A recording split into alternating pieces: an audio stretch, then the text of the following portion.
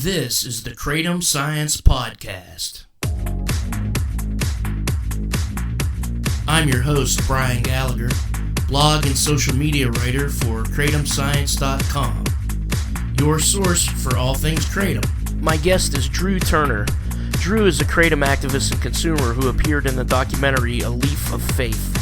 He is a Navy veteran, and as a result of his service, Drew suffers from PTSD, Meige syndrome, and has recently completed chemotherapy. He drinks Kratom tea as a part of his wellness routine. In November, the Department of Veterans Affairs evicted Drew and his wife and pets from their longtime home outside of Washington, D.C. He currently lives in Michigan and is in the early stages of planning a full-length documentary of his own about Kratom. How are you? You went through some turmoil a couple months ago, and how's everything going from that? Life is getting better. Yeah. I'm finished with chemo, hopefully for good now. I was gonna ask that next. We're still having to try to fight the banks over losing our home, but that's gonna take probably several years. It's just not something that. It's just a weird situation that we're trying to work, but life's better. Life's moving along. Yeah. Well, that's good. And so you're in Michigan now? I am. Yeah. My wife and I and our dogs and cat are living out here now. I was gonna ask if you got to bring the dogs and everything. That's good. Yep. They're here with us. So we don't have to go over everything I interviewed about before, but just for kind of like people who would listen that wouldn't read an article. Sure. So you're a Navy veteran and you take Kratom in part because of the conditions you got during your military service. Could you talk about that a little bit? Absolutely. So, I was in the Navy. I started in 2003. I'd been living overseas. I came back to the U.S., joined the Navy at the ripe old age of 30, so I was a little bit older than your average recruit. Basically, my time in the Navy was almost straight deployed overseas, and, along with military deployments come injuries many times, especially if you're deployed into, certain war zones and other things like that. Yeah. My Navy service, though, in 2012 ended because in 2009 I had been stationed at Guantanamo, and while we were removing a detainee from his cell, he decided that he wanted. It was a long day of many detainees trying to self-harm. Oh, okay. We couldn't allow that to happen. Yeah. He was restrained, and I wasn't really watching what he was doing, and he just proceeded to try to bite me. I moved my hands, and he started smashing his head into the floor, and we couldn't let that happen. Okay. So I kind of had to take one for the team, and in doing so, it destroyed my right wrist, caused a pretty severe nerve damage, and to this day, I don't have what most would consider a functional right hand. Wow. And I'm right-handed, which makes it a little more difficult. And in my job in the Navy, I was basically armed 24/7 except for that deployment at Guantanamo. And if you can't qualify with a firearm in the job that I worked in, you weren't going to last in the job. So in 2012, the Navy released me from service. And my health progressively deteriorated, not just from the hand injury, but also due to PTSD. And it turns out a lot of other issues that came along, a movement disorder that I developed a couple years after being discharged. They believe and the cancer that I've been fighting, they believe were attached to exposure to the burn pits in the Middle East while I was deployed there. So for me, it wasn't the pain in my hand that caused me to seek out Kratom. It was actually this movement disorder. It caused severe stuttering. It caused severe muscle spasms through my face and my neck to the point where I couldn't even speak when it would be really kicking in. and a lot of it's linked to the PTSD as well as other neurological issues going on. So then we had to move on to medications. I was taking anti-inflammatories and some things for my PTSD, but not much. But as this developed, they had to start trying all these different medications in 2013, 2014 to address this issue. Well, the movement disorder I developed, there really wasn't a lot of medications that would work for it. And because it's a fairly rare movement disorder, there just isn't it's basically guinea pigging and trying whatever medications they can use for movement disorders to see what works. Yeah. And sadly, nothing worked. Mm-hmm.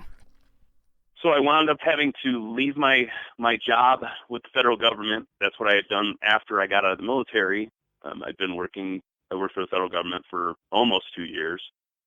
But I wound up having to leave that job because there was just no way to functionally work with the movement disorder. And so we spent several years trying to find a solution to get me back into a place where I could be a functional member of society.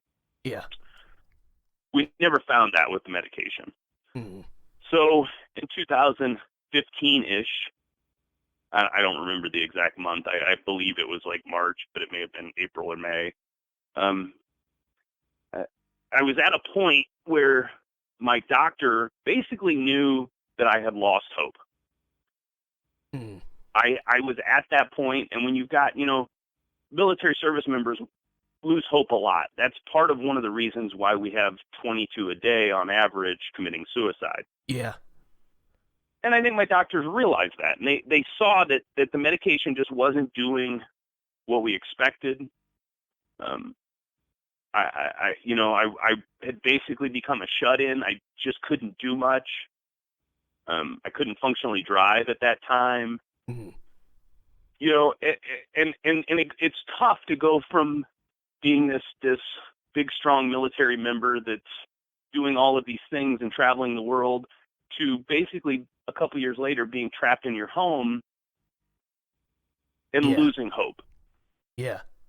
So my doctor really started challenging me, and he said, look, we need to find something. He goes, let's look at something else. He goes, what about we stop the medications or at least taper you off some of them? And he goes, and let's try something different. He goes, maybe let's try yoga, or maybe let's try acupuncture, or maybe let's try, herbal teas, or, he just threw out a lot of different things. He goes, we could try cannabis. We could, but because he was a VA doctor and a federal employee, he couldn't recommend cannabis. Yeah. And he couldn't recommend a lot of the other things that work. Now there's some studies into psilocybin, for PTSD and for other things. And that was my biggest issue, was addressing my anxiety and PTSD that we found out later caused a lot of the movement disorder. Not all of it, but it definitely exacerbated the situation. Yeah. So I spent several months really heavily reading online, getting onto Reddit, getting onto,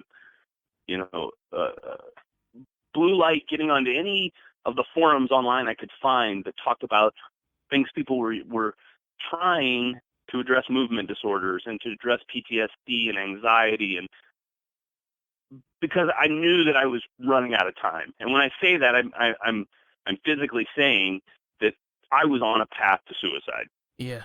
There's not a question in my mind that was the direction I was headed. Yeah.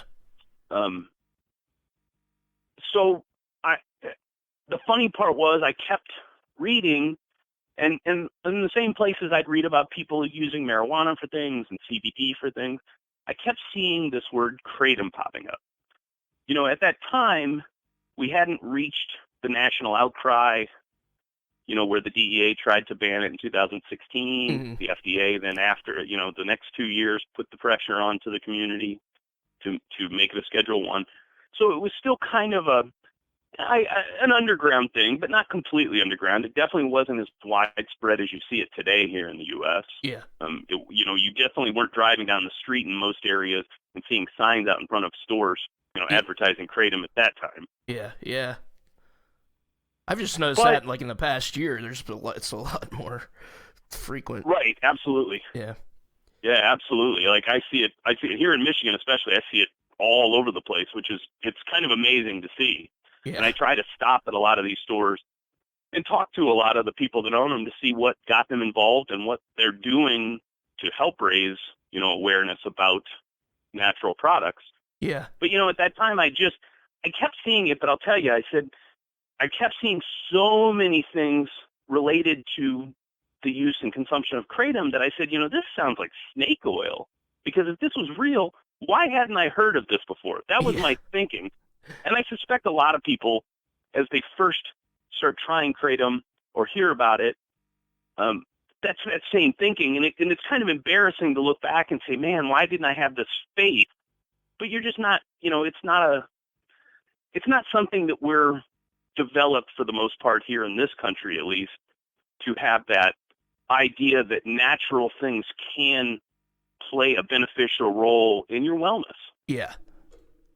So it took me a while. It took me a while to really kind of come around, and even some time talking with my doctors, and we had to spend time looking for basically any study we could find at that time because my doctors wanted to know more. But one of the benefits was in 2015, there also wasn't this huge misinformation campaign, from the likes of people like, Gottlieb at the FDA. Mm-hmm.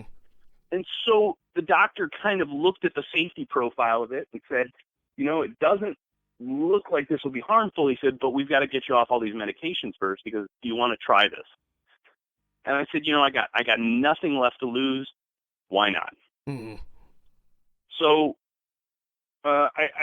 he, of course, he couldn't provide it to me. He couldn't track it down for me, but we spent some time kind of reading as much as we could and trying to find out what to look for in a reputable Kratom vendor. I still didn't know much at that time, and so we kind of just rolled the dice and saw what we got. And the first Kratom product I found was a company out of Texas. I don't even know if they're still in business, but they had a tincture that they sold, and I said, maybe this will be an easy way of trying it. Let's buy this.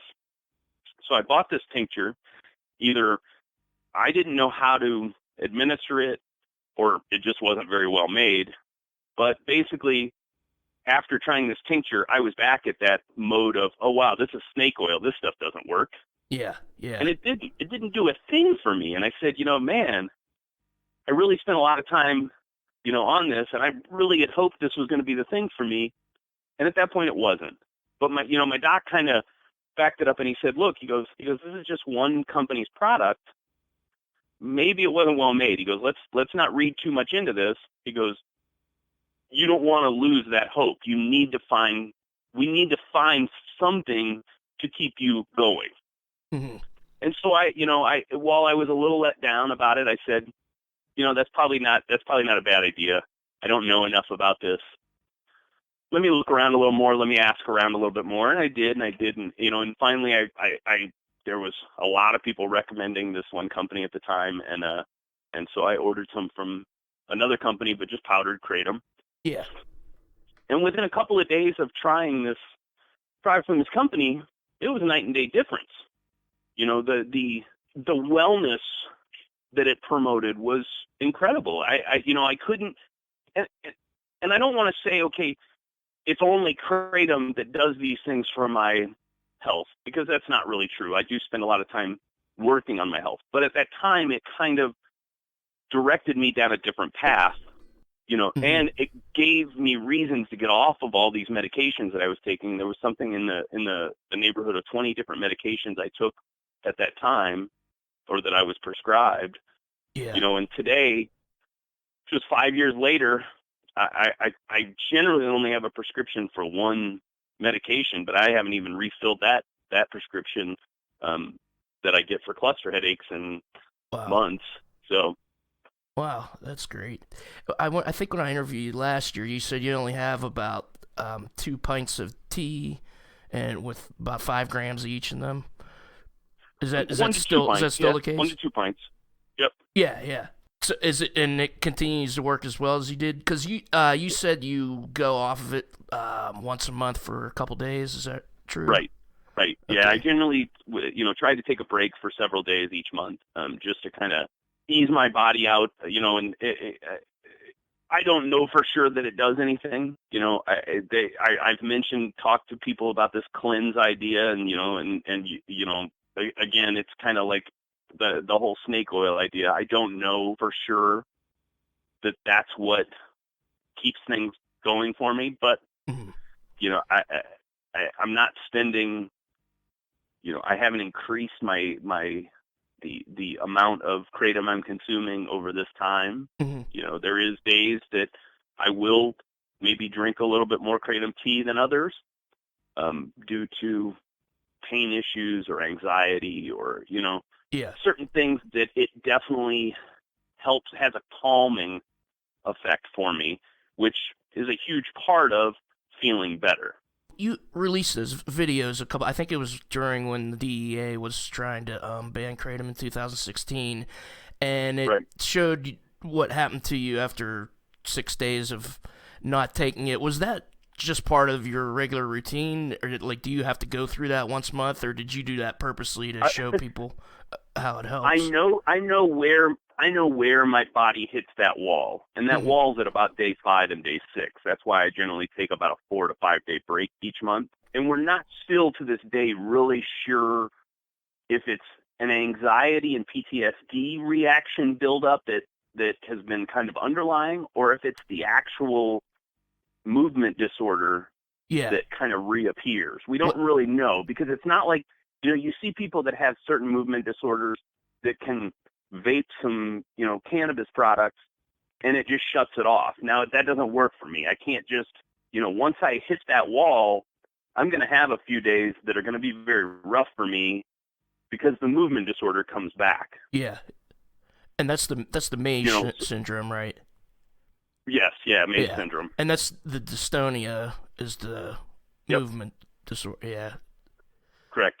So, this is about, but this happens about once a month, or is it sometimes not? No, that's why I said, that's why I limit it to about 4 to 5 days, because I know where that wall comes up. Okay, I understand. And so I make sure that I don't go, there's only a certain amount, I could go 10 to 15 days without taking kratom. That's not an issue to me. The issue comes in is that my anxieties and my PTSD and everything else starts to kind of come back out of the closet on me. Yeah. And then it kind of ramps up my movement disorder, the Meige syndrome. And then next thing you know, I'm a bobblehead. Okay, here's another question. How did, this is completely different, but how did Chris Bell get in touch with you for Leap of Faith? I suspect one of my videos was given to him. Yeah, that's what made me think of it. I honestly don't know. I don't remember. I haven't talked to Chris in well over a year now, but I don't remember. Out of nowhere, I got a message from him, I think on Facebook, and he said, "Hey, this is Chris Bell. I was wondering if you'd be interested." And and we had a couple of conversations on the phone, and then he out of nowhere came out to, not out of nowhere. He let me know in advance. He said, "Hey, I'm coming out to DC because I'd like to fit you in there." And so I said, "Yeah, sure." So he came out to DC. We did that, and then he went and interviewed Congressman Pocan that same day. And then that afternoon, while me and him were doing our walking around, one of the things you don't see on the video is we got to discussing him being on Joe Rogan before. And so that afternoon, he texted Rogan and said, "Hey, I need your help. I need back on the show. We need to raise awareness." And that was kind of funny. It was that conversation, reminded Chris that, hey, he needed to get Rogan involved.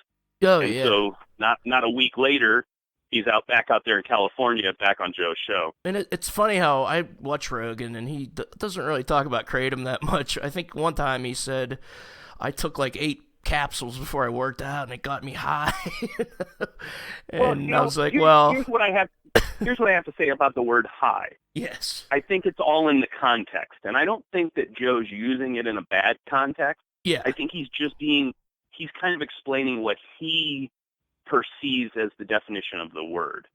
It's not a word I would use, but Joe Rogan's not an activist for kratom legalization. He's there to raise some awareness, but that's not his focus. And so, what he's there to do is just to talk about what he perceives.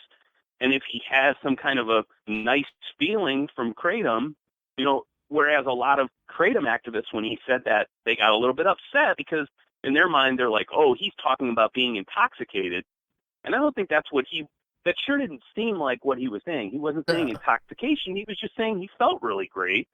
And that's a high. I mean, no matter how, a lot of people hate the word, but it's an accurate word. I mean, he was dead on with it. It was a little bit cringy when it first was said, but then when you kind of realize what he's talking about, I knew what he meant too. Right. It was just like, I was like, oh, this might be bad. Everybody worries about the communication and if it's bad for sure. whatever. I don't know, but the funny part is, not once has that ever been brought up around the U.S. during any kind of news stories. You don't hear about any, legislators in any states trying to ban it, talking about and you'd think if it was really a big concern, they'd want to point out that this guy with tens of millions of followers and, this multimillionaire is talking about getting high on Kratom, when they realized that that's not really what he was talking about. Yeah, he was just saying that he kind of realizes that if you take a little bit more than your average consumption amount, you're probably going to feel a little bit more from it. And so you kind of got to be careful with what you're doing. That goes with this other question I had written down, but and I asked you this for our other interview, you talk a lot about how sometimes people overstate Kratom's safety, actually, which is on kind of the other side of that coin. Right.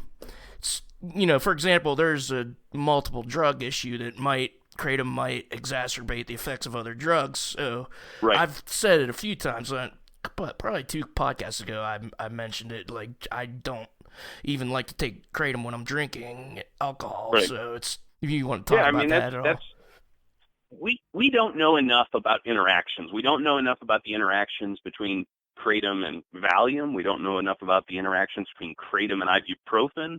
We don't know enough about the interactions between Kratom and caffeine. That's even a bigger one because at least one of the Kratom alkaloids acts on the same receptors that caffeine does.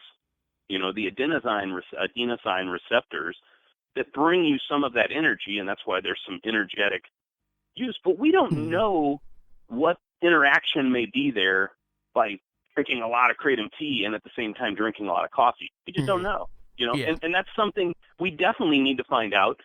And so we absolutely need to see as much scientific research funded as possible. We absolutely need it. But that isn't to say that it doesn't already exist. There is a lot of information out there. And there's a lot of anecdotal information out there that if you spend enough time bringing it together, you can kind of read through a lot of the, man, this stuff's cool. This is my first time trying it. Then you can get to the point where you reach the people that have been using it consistently for 3, 5, 7, 10, 20 years without any kind of medical issues. Yeah. But we need more studies. We absolutely need some real human studies.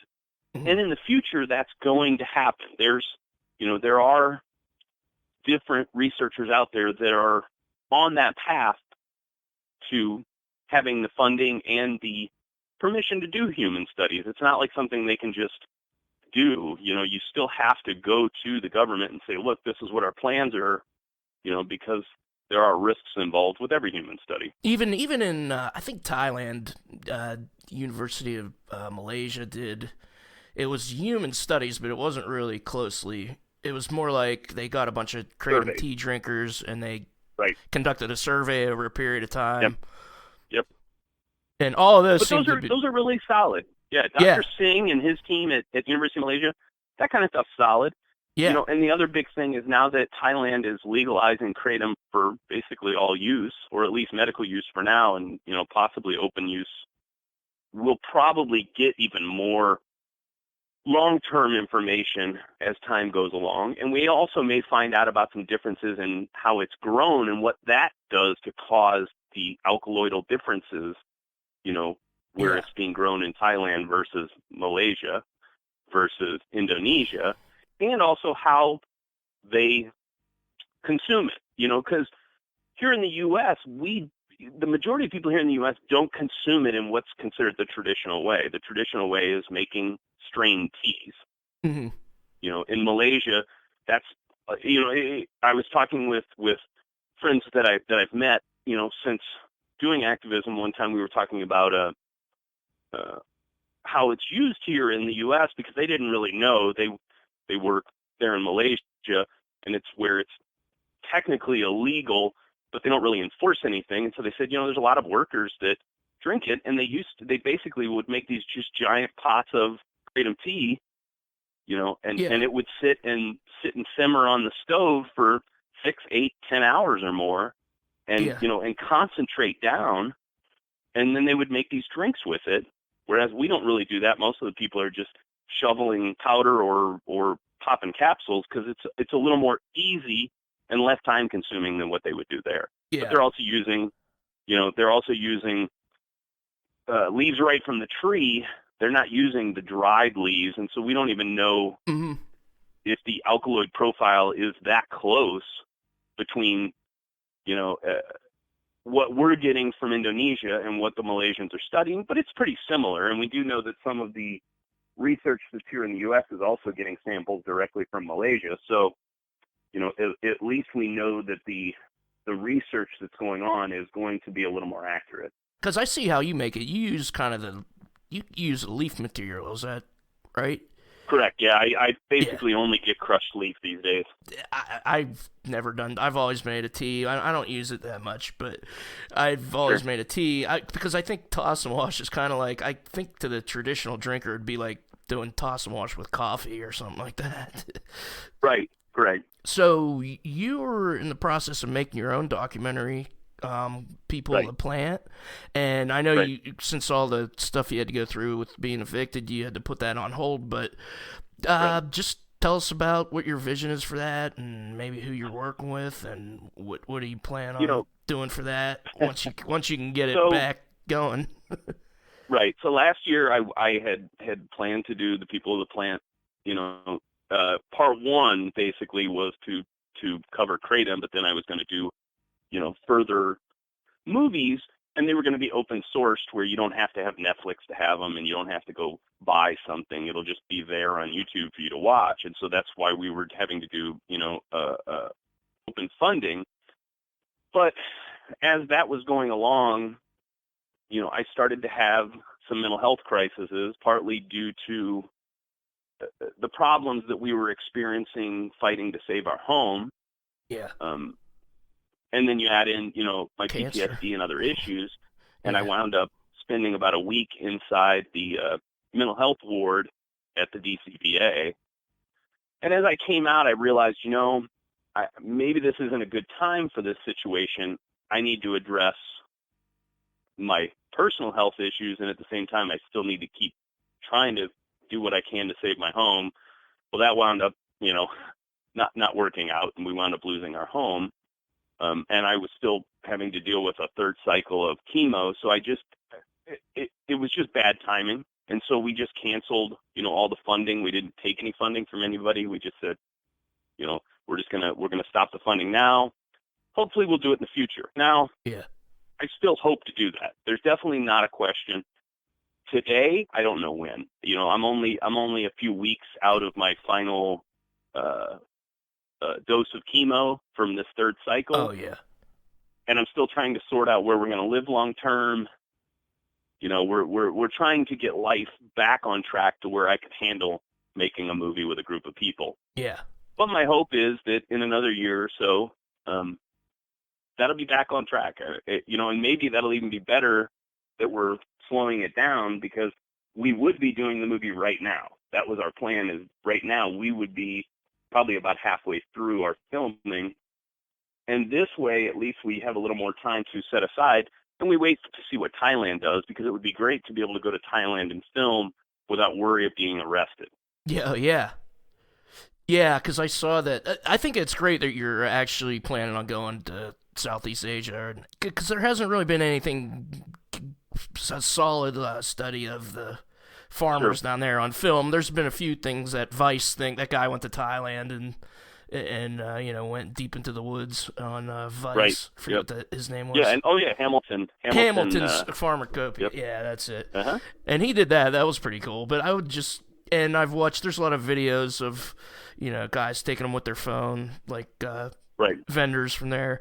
But it'd be nice to see a good documentary about that side of it, for sure. And that's still my hope. But for now, I've got to, I'm just trying to get my health back in order, and then I want to, hopefully I'll get to help out here, because Michigan's still kind of on the precipice of legal, not legal, Schedule Consumer 2 Protection Act or something else, and so, now that I'm here and we're starting to get settled, hopefully I'll be able to help folks out like Melody and the folks at the AKA that are, leading the charge here in Michigan, that if they need my help, I'm definitely going to be there to help them in any way I can. So that's definitely my hope, and it'll get me kind of back on my feet, because it's been a while since I've done any kind of interviews. It's been a while since I've been involved in the community really at all, because I just needed this time to get things back straight. But I'm definitely feeling that happiness and that motivation coming on that I've had in the past, and so hopefully I'll be able to find some folks around here that I can help out, or in nearby states where they may need some extra voices to come in that are used to doing this kind of lobbying, and then in the future, find a way to see that film become a reality. On your Twitter profile, it says happiness is a cold hole in the ground. Yep. So what does that mean? I always kind of was curious about that. It's a lot of people think that it's touching on suicide.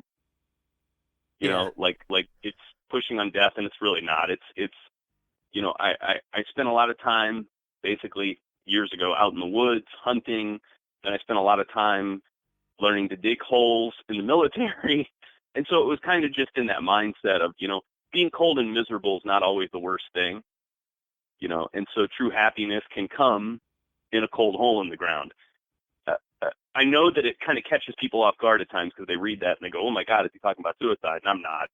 That one definitely, I've had my own brushes with suicidal issues in the past, but that statement is definitely something else.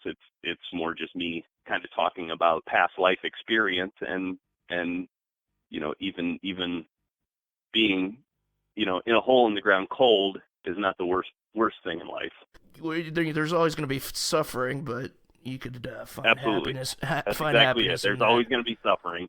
But what is there anything else you want to talk about? I just want to, as many others have come on your show and talked about, anybody listening, get involved. Do whatever you can do. If that means making a donation, great. If that means getting on Twitter and Facebook and Instagram and other social media and raising awareness about things like your life stories, get those out there. If that means making videos for YouTube, get those out there. If you can, put your feet on the ground and get out there and speak to your legislators and lawmakers in your area, because typically we're seeing most of the ban pushes coming at the city and state level, and the only people that can really make an effect are the people that live in those cities and states. And so if you're listening to this right now and you're saying, hey, what can I do to help? Get out there and meet your legislators, even if they're not from your party, even if they're independents, if they're Republicans, if they're Democrats, if they're socialists, if they're libertarians, it doesn't matter. Go out and meet them, find out what their stance is, and make sure they're getting all the information, because that's the way we keep this plant legal. Thank you, Drew. Check out Drew Turner on Twitter at DrewTurner73.